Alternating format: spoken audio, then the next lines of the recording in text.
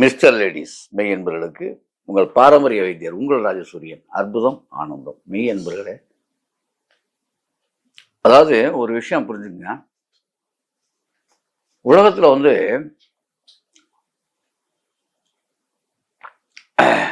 இல்லாம புகையாது, அல்லாம குறையாது. ஒரு ஒரு விஷயத்த நீங்க அழுனா தான் அது குறையும். எந்த பொருளா இருந்தாலும் சும்மா குறைஞ்சி போச்சு அப்படின்னா கிடையாது. தியரி, அதோடைய தியரி அதுதான். இல்லாம என்ன, நெருப்பு இல்லாம புகையாது. நெருப்பு பட்டா தான் புகையும். சரியா? அது மாதிரி என்னைக்குமே எல்லா பிரச்சனைகளுக்குமே காரணம் நீங்கள் தான் என்பதை தயவு செய்து நீங்க ஒப்புக்கொள்ளணும். நம்ம தான். ஆமா. சில விஷயங்கள் நமக்கு தெரியாதனால சில விஷயங்களை மாட்டிக்கணும். அறியாமை தான், வேற ஒன்றும் கிடையாது. சரி, பரவாயில்ல. இப்போ உங்களுக்கு செலவே இல்லாத ஒரு அற்புதமான ஒரு வைத்தியம் ஒன்று சொல்லித்தர போறேன். அதை முடிஞ்சவங்க ஃபாலோ பண்ணிக்கலாம்.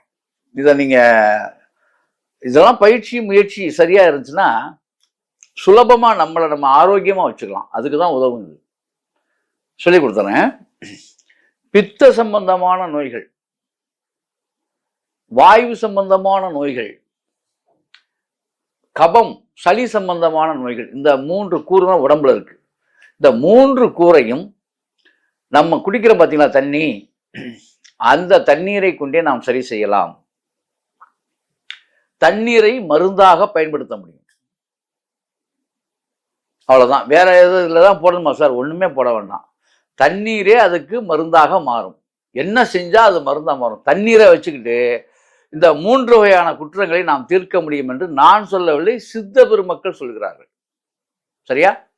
அப்ப தண்ணியை வச்சுக்கிட்டு என்ன சார் பண்றது அப்படின்னா, நீங்க குடிக்கிற இன்றைய காலத்தில் இந்த நவநாகரிக உலகில் நீங்கள் விஞ்ஞானம் கண்டுபிடித்து ஒரு அற்புதமான தூய்மையான தண்ணீர் குடிக்கிறேன் என்று பணத்தை கொடுத்து தண்ணீர் குடிக்கிறீர்களே ஐயா, நீங்கள் பிணமாகும் வரை குடிக்கின்ற இந்த நீர் இருக்கே, இந்த நீரை நான் சொல்லவில்லை. இது தண்ணீரே அல்ல. இது எங்களை பொறுத்த வரைக்கும், எங்களை போல சித்தா வைத்தியர்கள் தனிமைப்படுத்தப்பட்ட நீர்.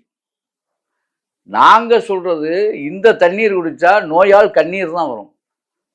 ஏன்னா கெமிக்கல்ல போட்டு வச்சிடுறீங்க, கெடாம இருக்கா. அப்படி பாட்டில் அடைச்சா அவ்வளோ அவசரம், அவ்வளோ பிரச்சனை இல்லையா? தண்ணியை எடுத்து தினமும் போய் ஊற்று கிணறுல ஆற்றுல தண்ணி எடுத்து சாப்பிட்ற, அதான் உங்களுடைய வாழ்க்கை முறையை நீங்கள் தவறாக வேகம் வேகம் என்று சொல்லி விவேகத்தை இழந்து விட்டு இப்படிலாம் துன்பப்பட்டு. இப்போ நீங்கள் சம்பாரிச்சு என்ன பண்ண போறீங்க? இப்போ செலவு பண்ணிட்டு இருக்கீங்க ஆஸ்பத்திரிக்கும் மருத்துவத்துக்கும்.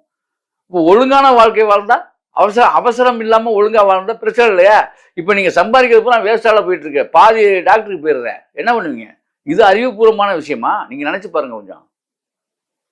ஆற்று தண்ணி எடுத்துட்டு வந்தால் அந்த காலத்துல அப்படி இருந்துச்சு. இந்த காலம் எந்த காலத்திலையுமே உண்மைதான், பொய்மை தான். அதை மட்டும் ஞாபகத்தில் வச்சுங்க. இந்த காலத்துக்குன்னு பொய் உண்மையாயிராது. அதே மாதிரி அந்த காலத்திலையும் பொய் உண்மையாயிராது. பொய் தான் எப்போதுமே, மெய் தான். ஆகவே இப்போ ஒரு விஷயத்த சொல்றேன் கேட்டுங்க. அந்த மாதிரி ஊற்று தண்ணி, கிணத்து தண்ணி, ஆற்று தண்ணி, இந்த தண்ணி, அதாவது நான் சொல்ற ரியல் தண்ணீர், கெமிக்கல் கலக்காத தண்ணீர், அந்த தண்ணீர் சொல்றேன். ஏன்னா அப்படிலாம் இன்றைக்கு நிலைமை பேசுற மாதிரி ஆயிப்போச்சு. தண்ணீரிலும் கலப்படம். இந்த மாதிரி இப்ப அதைத்தான் எல்லாம் பாட்டில் அடைச்சு குடிச்சுட்டு இருக்கோம். இதுவே முதல்ல அறிவுபூர்வமா செஞ்சு பார்த்தா நியாயமானது இல்லை. அப்புறம் இதை விட இன்னொரு விஷயம் இருக்கு. ரொம்ப அதி புத்திசாலித்தனமான ஒரு விஷயம் பண்றீங்க. ஒரு மிஷின் ஒன்று வச்சுக்குவீங்க. அதுல எல்லாம் அந்த உப்பை எடுக்கிறேன், அதை எடுக்கிறேன், இதை எடுக்கிறேன்னு சொல்லி அதை சுத்தமா அதாவது நான் என்ன சொல்றேன்னா, அந்த தண்ணீர் உள்ள விட்டமின்ஸ் மினரல் பூராமே போயிடும். எனர்ஜி அப்புறம் எங்கிருந்து வரும்? அந்த தண்ணியை சக்க மாதிரி ஆக்கி குடிக்கிற ஒரு தத்துவம், அதுக்கு ஒரு செலவு. உங்க வீட்டுல நீங்க அதை போட்டுருக்கீங்களா? ஆமாங்க போட்டு. அது பெருமையா பேசிப்பாங்க. என் வீட்டுல இல்லைங்க, சீக்கிரம் போடணுங்க. ஏன்னா கைகால் சீக்கிரம் போஞ்சு போறதுக்கு. நல்லா அடக்கணும், நல்லா அடக்க மாட்டான். ஆமாங்க, குடிக்கிற தண்ணியே குழப்பமா இருந்தா என்ன பண்ண முடியும்? தண்ணியை பற்றி சாதாரண நினைச்சாங்க. தண்ணிக்கு கேட்கும் திறனும், ஒரு விஷயத்தை அந்த வீட்டுக்குள்ள நீங்களாம் பேசிங்கன்னா அதை அப்சர்வ் பண்ணி வைக்கிற திறனும் ஆற்றலும் அதிகம். மினரல் அங்க அதிகம். ஆகர்ஷண சக்தியை சீக்கிரமா இருக்கு. அதனாலதான் எல்லாத்தையும் கும்பாபிஷேகத்துல நீங்க எதுல வேணாலும் நீங்க பாருங்க, ஆன்மீக பணிகள்ல பூராமே கலசத்துல தண்ணீர் ஊத்துறதுக்கா தண்ணீரை ஏன் கொண்டாந்து வைக்கிறாங்கன்னா அதுதான். இப்போ இந்த தண்ணீரை வச்சு கும்பாபிஷேகம் பண்ணிட்டு இருக்காங்க. இதனால எந்த பயனுமே விளைய போறதில்லை. நல்லா புரிஞ்சுக்கணும். நீங்க கெமிக்கல் கலந்த தண்ணீரால் பயன்கள் விளையாது. காஸ்மிக் எனர்ஜியை அப்சர்வ் பண்ணி வாங்கி கொள்ளக்கூடிய தகுதியை அந்த தண்ணீர் இழந்து விடுகிறது. அப்படிப்பட்ட தண்ணீரை வைத்து நீங்கள் நாம் சாப்பிடுவதாலும் வந்து நான் சொல்ல ஒரு ஒரு தெய்வீக ஆற்றல், அது அந்த காஸ்மிக் எனர்ஜி இதெல்லாம் நமக்குள்ள பாய்வதற்கான வாய்ப்பே நாம் இழந்து விட்டோம். அதனால தான் இப்போ ஏட்டிக்குட்டியான சிந்தனைகள், நெகட்டிவான தாட்ஸ் இன்னைக்கு வளர்கிற பிள்ளைங்களாம் எப்படி வளருதுன்னு பார்த்தீங்களா? இயற்கைக்கு மாறாக நாம் செயல்பட்டு கொண்டிருக்கிறோம் என்பதை நீங்கள் மறந்து விடக்கூடாது நண்பர்களே. இந்த பதிவு அதாவது நான் மிஸ்டர் மூலமாக வன்மையாக இந்த தண்ணீர் சாப்பிட்றத கண்டிக்கிறேன். ரைட். இப்போ வந்து ஆற்று தண்ணீர் நான் எடுத்துக்கிறேன். ஒரு ஆற்று தண்ணீர் ஒரு குடம் 2 குடம் கொண்டாந்து வச்சு, ஒரு குடம்னா ஒரு 10 லிட்டர் வச்சுக்கோமே. ஒரு 10 லிட்டர் தண்ணீரை 3 பங்கா பிரிங்க. 10 3 போட்டா 3 9, 3 1.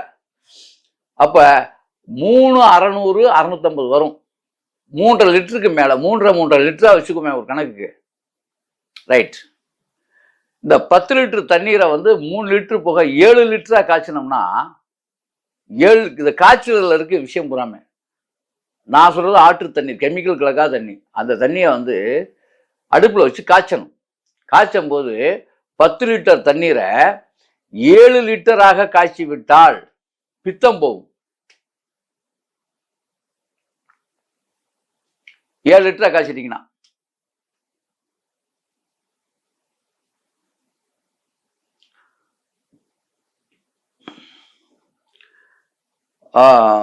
அதே போல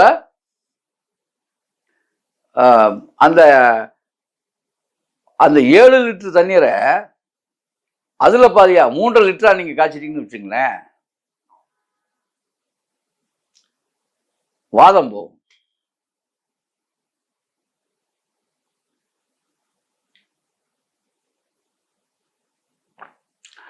முதல்ல 3 லிட்டர் குறைச்சி 7 லிட்டரா இருக்கும்போது பித்தம் போகுது.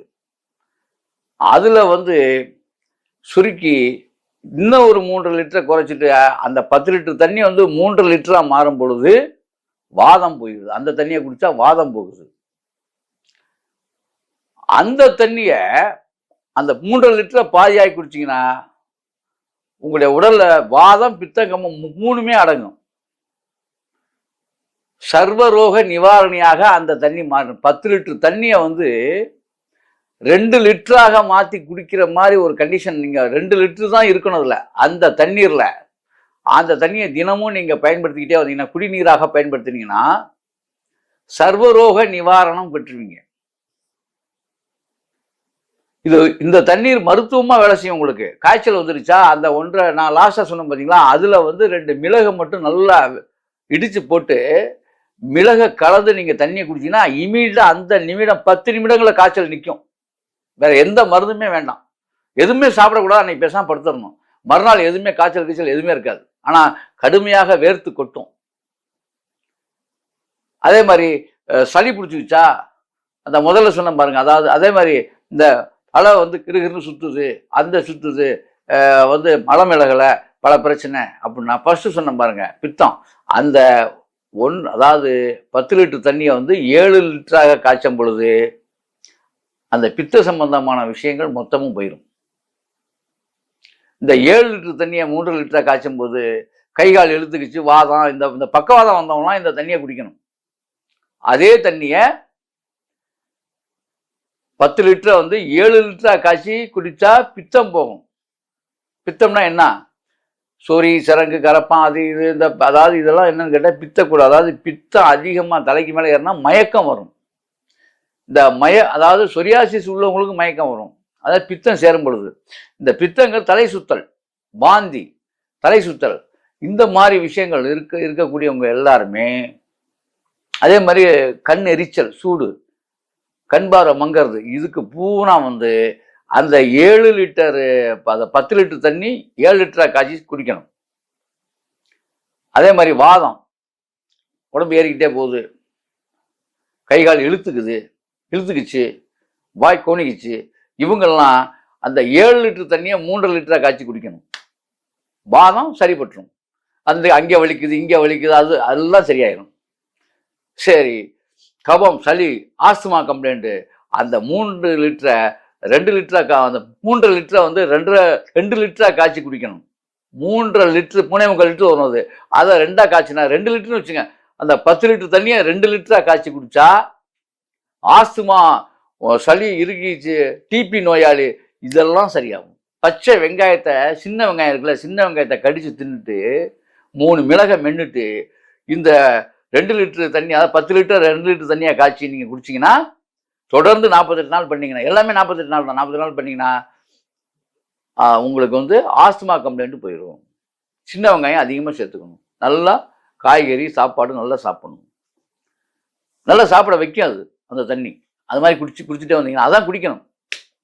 ஆகவே அன்பர்களே, இப்படி தண்ணீரால் அற்புதமான வைத்தியங்கள் இருக்கு.